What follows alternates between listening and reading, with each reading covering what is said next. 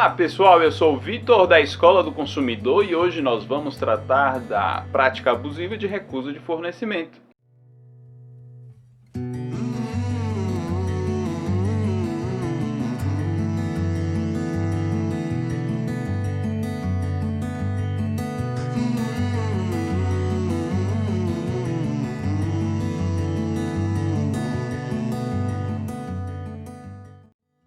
Vamos imaginar determinada situação em que o consumidor vê certa propaganda que o supermercado oferta latas de leite em pó por apenas R$1. Neste caso, o consumidor decidiu comprar várias latas de leite porque ele vai fazer uma economia a longo prazo em seu orçamento familiar. Porém, no momento de pagar aquelas compras no caixa, é-lhe proibida a compra de todos aqueles produtos, sendo limitada a apenas 5 latas de leite. Perguntas: isso seria a prática abusiva de recusa de fornecimento? Existem 3 incisos do artigo 39 do CDC que podem ser utilizados para enquadrar ali a prática abusiva de recusa de fornecimento. O primeiro inciso é o que a gente já tratou no vídeo anterior de venda casada. Ao final daquele inciso existe a expressão limitação de quantitativo sem justa causa. Essa limitação de quantitativo sem justa causa vai dar essa aparência de recusa de fornecimento, como é o caso de limitação daquelas latas de leite em pó. Mas existem outros incisos que são mais claros nisso. No caso, o inciso 2º desse artigo, ele vai tratar da recusa da demanda dos consumidores na exata medida da disponibilidade de estoque e ainda de acordo com os usos e os costumes. No caso, a gente pode observar em destaque o uso e costume. Por exemplo, se o fornecedor ele faz uma oferta em que é liquidação, o termo liquidação já quer dizer que o fornecedor está disposto a vender todo o estoque dele o mais rápido possível, porque ele quer se livrar daquela mercadoria. Então não faz muito sentido você limitar a compra por alguém quando você mesmo está ofertando algo que é acabar com aquilo, liquidar, acabar. No caso de promoção, o sentido da palavra é diferente. Você quer promover algo, publicar, propagar. Então, se você faz uma oferta de promoção de certo produto, você está esperando que os consumidores passem a conhecer mais aquele produto ou mesmo atrai os consumidores para o seu estabelecimento quando eles já conhecem um produto, aquela qualidade, por um preço bom, eles vão entrar no seu estabelecimento. O próximo inciso desse mesmo artigo é o 9º, em que ele vai caracterizar ali como prática abusiva a recusa de venda de bens ou a prestação de serviço quando o consumidor está disposto ao pronto pagamento, exceto ao caso de intermediação nos casos de lei específica. Imagine que o consumidor assine um contrato. Este contrato é de prestação de serviço de internet para determinado local onde o consumidor mora, e ele também assina um segundo contrato, que é o de fidelidade. Esse segundo contrato obriga que o consumidor não pode romper o contrato, caso contrário vai incidir uma multa.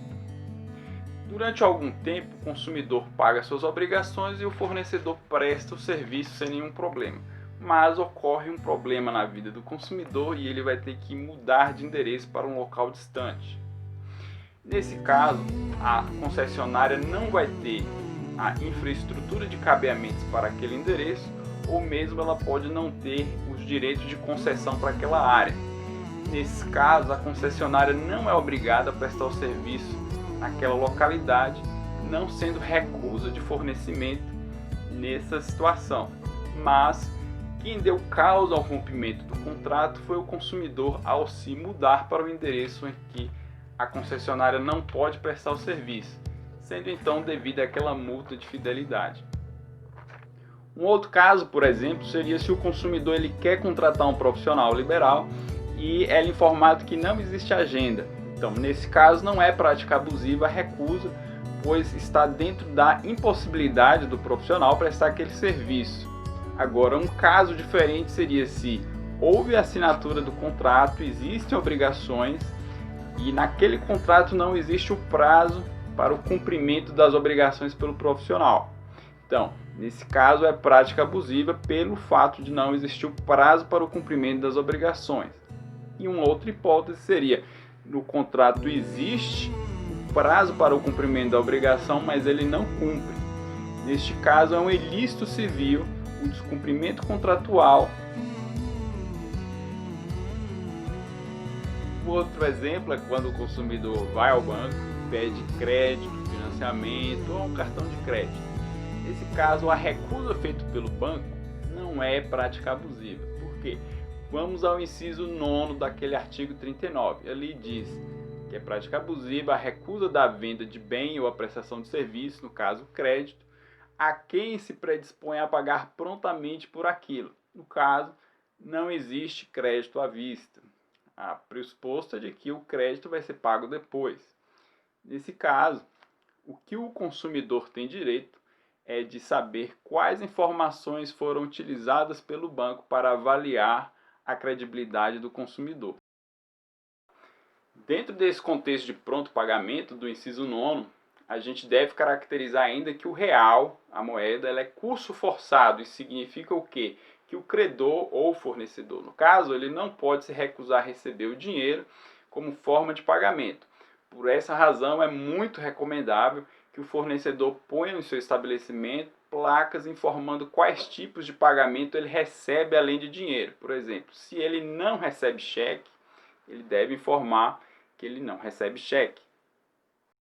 Então, quanto ao caso do início do vídeo sobre a limitação a 5 latas de leite em pó para cada consumidor, isso seria prática abusiva? Faria alguma diferença se fosse promoção ou se fosse liquidação?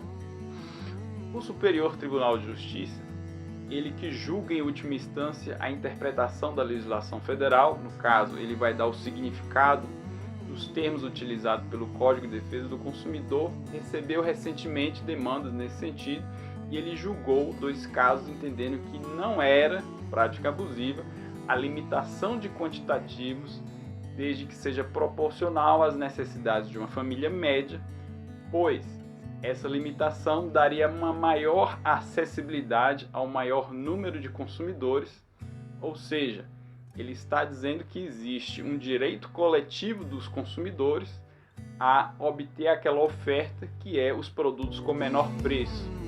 Deve-se tomar cuidado com generalizações a partir desse julgamento do STJ.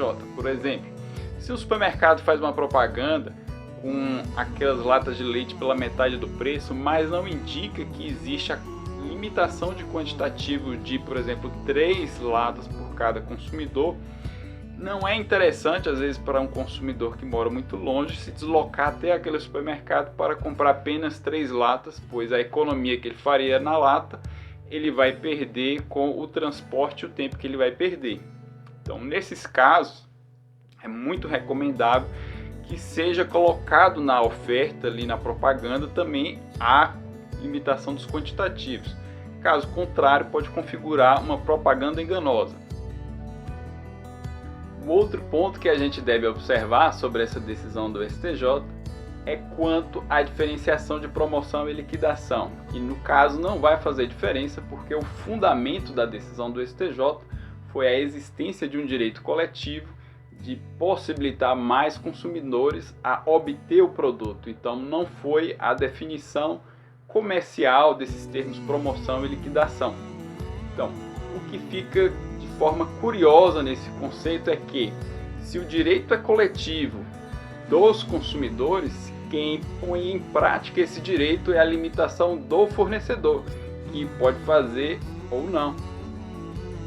Obrigado por nos assistir. Caso tenha alguma sugestão, entre em contato conosco pelo nosso e-mail.